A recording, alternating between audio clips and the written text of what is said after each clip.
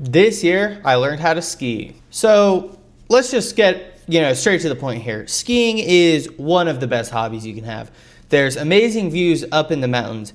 People think you're richer than you are because you're doing it. Just has so much aura. And then to add on to that last point about how much aura skiing has, James Bond also has done it before, which if you know anything about James Bond, anything he does just makes anything way cooler. Let's get right into the video, and this is the first clip of me learning how to ski. All right, so this is me at Breckenridge, Colorado. I went with my girlfriend, and I'm just trying to learn how to stand on the skis and stop here. So as you can see, I'm very pizza shaped.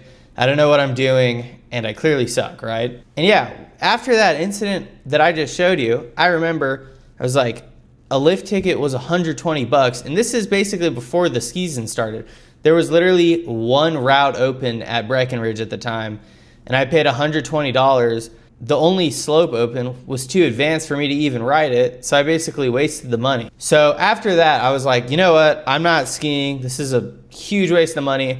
For me to buy the season pass this year, it's going to be $1,200, and I don't even own any skis.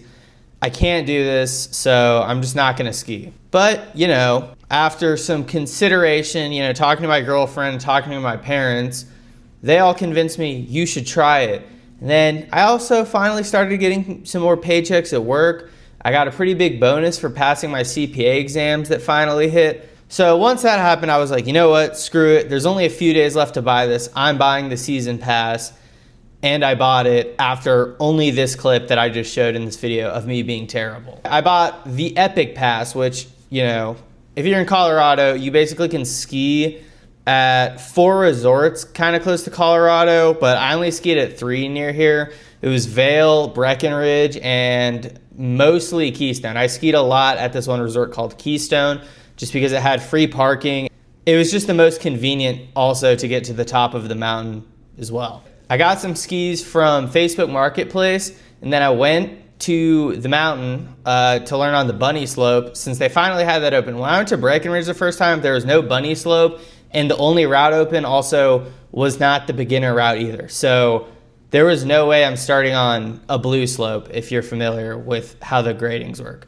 So yeah, I went to Keystone, there's a beginner bunny slope, and then I went down the green route finally, and was pushing out super hard with my feet in the pizza position the whole time, and I looked like a total scrub on the mountain, if I'm being honest here. So I was just doing that a couple times before my girlfriend came and visited me again, just so next time we went skiing, I wasn't, a total scrub, and I actually was able to ski, without just doing nothing and not being able to get down the mountain at all. And then finally, my girlfriend and I went skiing together, and I was able to get some clips of myself, and this was when I was a little more comfortable going down green routes. But as you can see here, I'm obviously still doing the pizza shape. I'm obviously still not very comfortable skiing. And yeah, obviously wasn't that good, but at least I was able to get down the mountain without just falling 24/7 or without fighting for my life, having to push my legs out. And that was pretty nice, actually being able to get down the easy routes finally. I felt like I had leveled up by this point. One thing that's crazy is even on these clips here of these green routes that I'm showing, I thought I was so cool. I thought I looked like Shaun White, but on skis. But then I looked at the clips and I was going super slow, and my skis were turning outward still, so I was still kind of doing that stupid pizza shape. I looked so bad, but whatever, it's how you learn. But man, it was kind of hard to watch myself and realize how bad I was, even when I thought I was going super fast in my mind. When my girlfriend came, she was the one who pointed out that I was still doing that triangle position, the pizza as they call it. And I was trying to focus on getting out of that position while I was with her in the time of these videos that I'm recording here. And yeah, after a while, I was kind of able to get out of that. I obviously had to ski a lot more times by myself to get more comfortable on the routes. And then finally, I decided to start trying blue routes. Before I did my first blue route by myself, my girlfriend and I actually accidentally went down a wrong turn and went down a blue route at Vail, and it was the steepest thing I'd ever seen in my life. It was terrifying. We had to basically walk down it. It was the worst thing ever. It was actually terrifying. I don't know Like, I still think about what it looked like in my mind now, and I'm still like, there's no way that was blue. But anyways, obviously I got more comfortable, so let's get into the first video of me doing a blue at Keystone. Then my girlfriend was able to record me. I practiced more before this video. All right, so here in this clip, I'm just standing here. As you can see where I am, it's pretty flat, and then to the right, it gets a little more steep. It's still not too steep. Again, this is just a blue,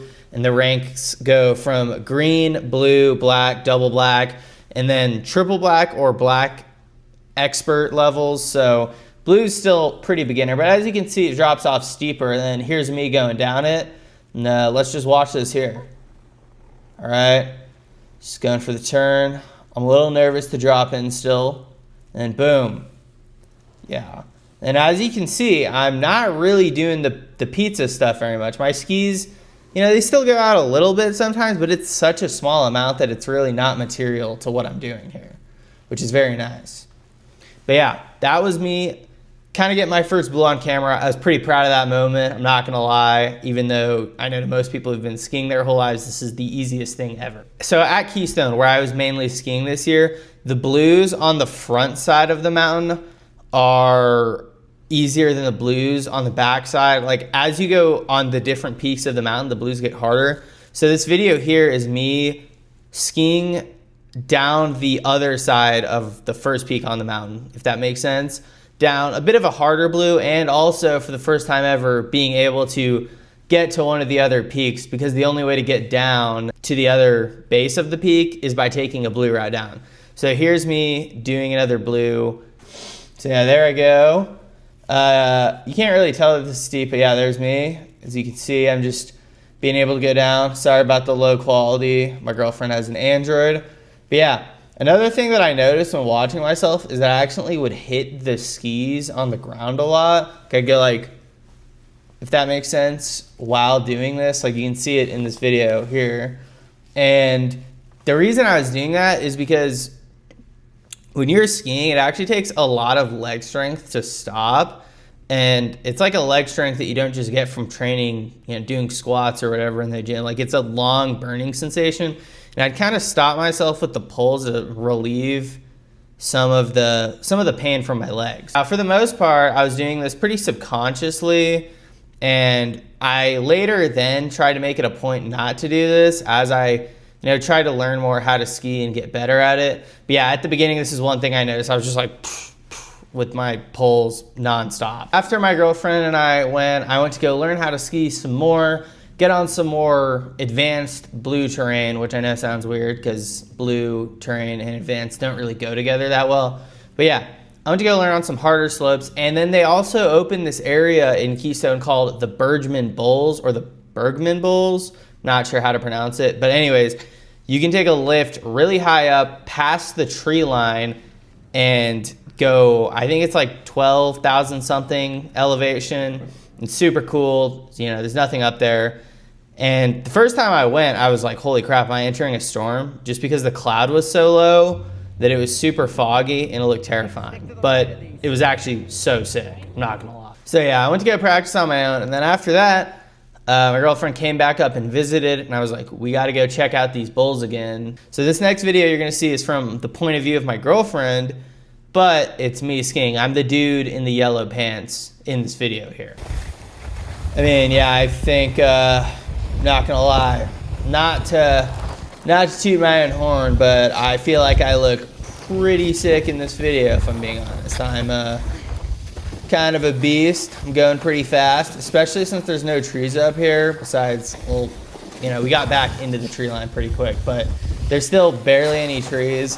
Just, it's so open, it looks so cool. Obviously, by the time that video was filmed, I'd gone up multiple times. Like, I'm a lot more comfortable skiing like that blue by the time I recorded that. I've been up to the mountain a total of 11 times this season now. So I guess by the time that video was recorded, I'd been 9. So I'd had a good amount of skiing experience by the time we were recording that. But the next thing we tried, and this was really cool, it was night skiing. So night skiing is, you know, it's gonna be on the screen here, is something that only the Keystone Resort has, and you have to take the gondola up, but you can basically ski up until 7 p.m., which is really nice because you get to skip all the traffic on the way back to Denver, you know, because you were just skiing the whole time. And you're just on the mountain a really long time. It's really cool at night. Obviously, it's freezing, so it's not cool. And then they also only open like a few routes too. They don't open up everything, but still, it's kind of a cool thing to experience, like skiing at night. It's not your everyday common thing that people get to do. All right, so this next clip that I have up here is me at the very end of the route of night skiing. Like, it kind of intersects with a blue route, right? But it's a huge open space, as you can see. I'm just going here. I'm trying to go slow, you know. There's not that much visibility. I don't actually hurt anyone if, like, I don't see someone. So yeah, I mean, as you can see, that guy just almost killed me. I don't know what his problem was, but it's night, and he's straight lining down some route, and there's so much open space on this route. Like, there's an insane amount of open space, and this guy, like, tickles my balls with how close he is to me. It's actually one of the most concerning things I've ever experienced while skiing. Let's just say, hypothetically, this guy couldn't see me. Then if he can't see, he shouldn't be going that fast. I don't ski the same speed at night as I do during the daytime. Or second of all, he did see me and still went past me that fast. Then he's an idiot, or he just has no control over what he's doing and also shouldn't be going that fast. The point is, that guy's an idiot. If I was 1 foot to the right, you know, that would have been a rough night in the hospital for me. So I don't know what that guy's problem was, but yeah, after that, I kind of decided, like, I don't think I want to night ski again. So here, the very last day of the season, there was a fresh snow day, and sorry, this is the very last day of my skiing season. Fresh snow day, and on top of that, the forecast didn't have snow in the schedule. So the resort was not busy at all. So I was up there, tons of snow, and it wasn't busy. This is like one of the most rare occurrences at a ski resort in Colorado that can ever happen. I think there were 6 inches of snow that day, which is crazy for this year. So yeah, I just took one last video of me going down the top. I have it up right here. So yeah, I just took this video of me going down the bowls that's up now. And that was an amazing day. I'm not gonna lie, it was fun. I was comfortable skiing by this point. You know, I'd been a lot. It was snowing a ton. I know at the top, because it was so high up, the wind blew off some of the snow, but once you actually got, you know, low enough where the wind wasn't blowing the snow off the mountain, there was so much snow. It was the best thing ever, not gonna lie. And unfortunately, I don't know what day I recorded this. I think it was like February 28th, maybe. I had to start working, and I actually couldn't ski anymore since I had to start working weekends. So I didn't really have a day off anymore where I could go ski. But I honestly think that, like, the last day I got to go ski was such a good day that it was like, you know, it was kind of nice to end on such a high note. Especially now, seeing what happened in March. Basically, it got super hot one week and just melted all the snow on the mountains, and it's not really skiable anymore unless you're like trying to just milk some extra value out of your season pass or something. But at that point, you're just kind of wasting your money. Another thing that's kind of cool, I guess, is a lot of people will spend like $1,000 on just the skis and like several hundreds more on like the boots and then the bindings, which is what attaches your boot to the ski, and then more on poles.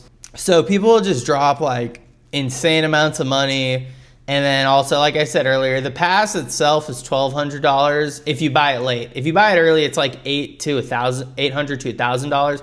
But still, almost $1,000 on that. They'll buy new skis. They'll buy expensive gear.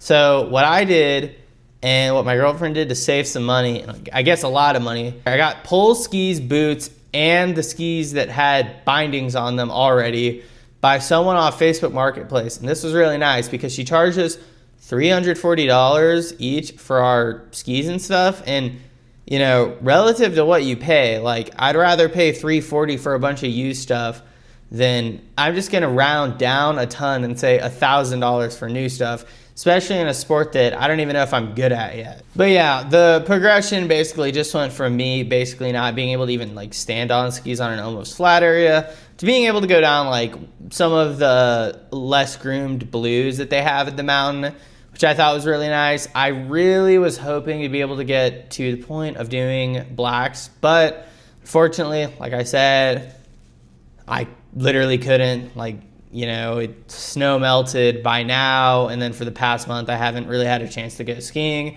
So I feel like I got screwed there, because I feel like if I really grinded it out, I would have been able to like do one, which would have been a really cool first season, because I would have, you know, felt like that would have been a nice conclusion. But it is what it is. Hopefully next year it's better snow too. This year's snow sucked. Yeah, hopefully next year also I have unlimited free time for whatever reason, but am still somehow employed, and I can do this whenever I want, especially on weekdays. But yeah, anyways, I will see y'all in the next video. I hope y'all like this. Make sure to drop like a like, make a second account, drop another like, and then do the same thing with the subscribing. Maybe honestly just make like 3 accounts and subscribe and like all my videos, and then drop like 50 comments on each. That'd be super helpful. Would really appreciate it. And yeah, I will see y'all later.